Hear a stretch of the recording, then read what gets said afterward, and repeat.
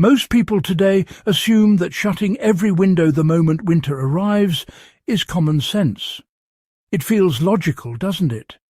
Keep the cold out, trap the heat in, survive the season. Yet, for most of human history, homes that followed this rule ended up colder, damper, and far more dangerous to live in. What changed is not winter itself, but how modern homes interact with air, moisture, heat, and human bodies. Cold homes were rarely caused by outside air and almost always by trapped moisture. The greatest enemy of winter warmth inside a house has never been cold air. It has always been moisture. When windows are sealed for months, moisture produced by breathing, cooking, washing and heating accumulates rapidly. Every human exhales water vapour constantly. Every pot on a stove releases steam. Even a small household can release several litres of moisture into indoor air daily. Moist air steals heat from the body far faster than dry air.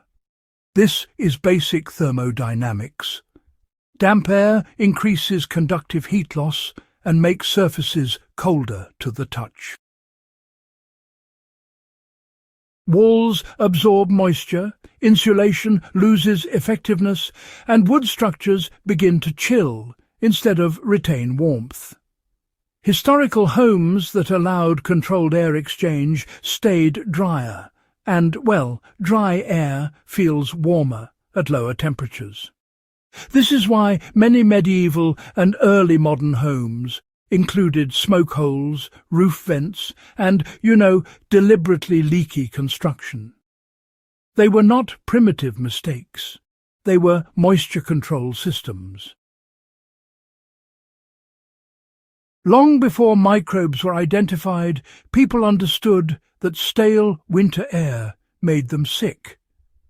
Historical records from monasteries, barracks, and early hospitals consistently describe winter illnesses worsening in sealed rooms.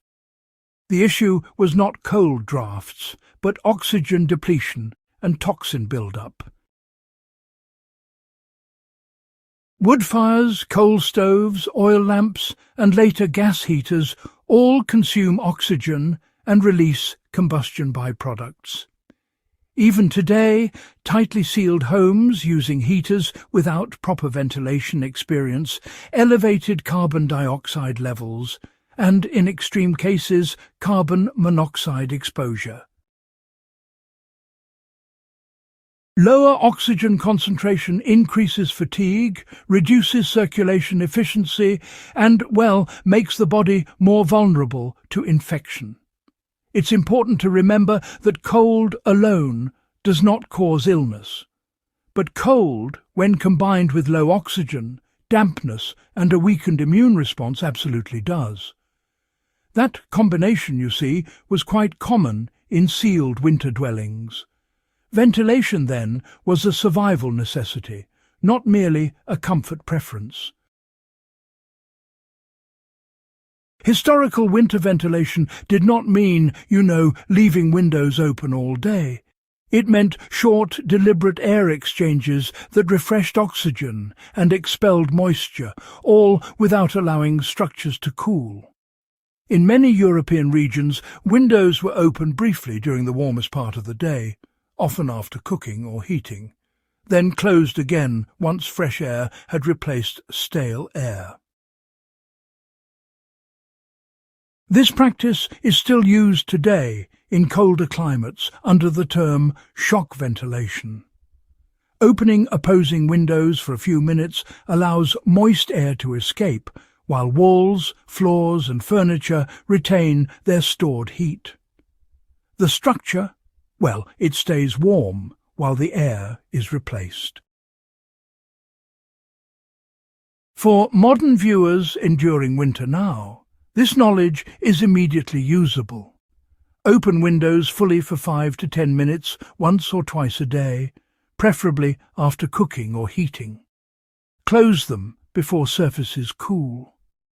The result is, honestly, a warmer-feeling home with less humidity and better air quality. When moisture remains trapped through winter, it condenses inside walls, under floors, and around window frames. Mold thrives in these conditions, and mold exposure weakens respiratory health over time. Wood rot increases heat loss by degrading structural integrity. Older homes that breathed naturally through gaps, chimneys and vents avoided these problems.